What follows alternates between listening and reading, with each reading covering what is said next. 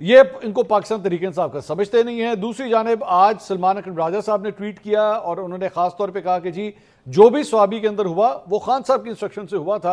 अगर कोई ये समझता है कि जनाब जो मौजूदा लीडरशिप है वो खान साहब के अहकामात को बजा नहीं ला रही तो वो गलत है। तो ये हमारी पार्टी में डिविजन्स पैदा करने की कोशिश ना की जाए। शेख वकास अकरम साहब ने भी एक्चुअली कुछ इस तरह की ही तकरीर की थी स्वाबी के अंदर कि जनाब अगर कोई डिविजन्स पैदा करने की कोशिश करता है तो वो दुश्मन है हमारा।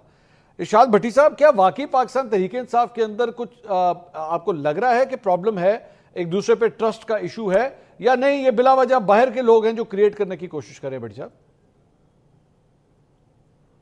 है, बिल्कुल है भाईजान, और उसकी दो तीन वजूहात हैं।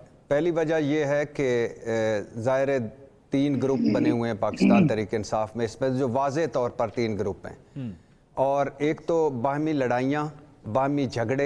मेहरबान साहब पूछ रहे कौन से तीन है, बताएं, नाम बताएं। मुझे तो नहीं मालूम। जी, बुशरा बीबी ग्रुप, अलीमा खान ग्रुप, और एक केपी में जो अली अमीन गंडापुर के खिलाफ वो ग्रुप है, वो ग्रुप एक ये जो है हमाद अजहर और मुराद सईद तो और बाकी ये ग्रुप, बल्कि हाँ जी, बल्कि 5 हैं, एक और भी है। मैंने 3 इसलिए कहे थे, 3 वाजे तौर पर हैं। अच्छा, मैं किसी ग्रुप में नहीं हूँ। हाँ, नहीं, इसमें कोई आपको शायद पता है सारा कुछ, लेकिन आप जिस ग्रुप में हैं वो भी आपको पता है, लेकिन आप अगर नहीं बताना चाहती तो ठीक है। लेकिन हाँ, नहीं, ये 5 इमरान खान ग्रुप है। इसमें कोई भी इमरान खान के बगैर तो 90% काउंसलर भी नहीं हो सकते, इसमें कोई शक नहीं। लेकिन इशू ये है कि आपको भी पता है कि आपके अंदर कौन विकेट की दोनों तरफ खेलता है, आपको भी पता है कि कौन रॉन्ग नंबर है, आपको भी पता है कि कौन किसका काम है कि आपस में लड़ाना है, आपको भी पता है कि अली अमीन गंडापुर जिस तरह चाइना चौक से असम्बली तक पहुंचे थे, 3 बंदे ही पहुंच सकते हैं, बैटमैन, स्पाइडरमैन या सुपरमैन। इनमें से कौन है वो भी आपको पता है। और आपको भी पता है कि वो लाहौर क्यों नहीं पहुंचे थे, पिंडी क्यों नहीं पहुंच पाए थे, और डी चौक से क्यों निकल गए थे।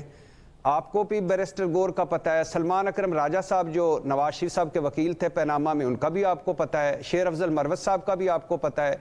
शाह महमूद कुरैशी साहब के साथ क्या कुछ हुआ और वो क्यों खड़े हुए हैं, और क्या कौन है उनके खिलाफ पार्टी के अंदर, वो भी आपको पता है। तो ये सारे अलीमा खान साहबा क्यों दुखी हैं, बुशरा बीबी ने क्या कहा केपी हाउस में, ये सारा आपको पता होना चाहिए।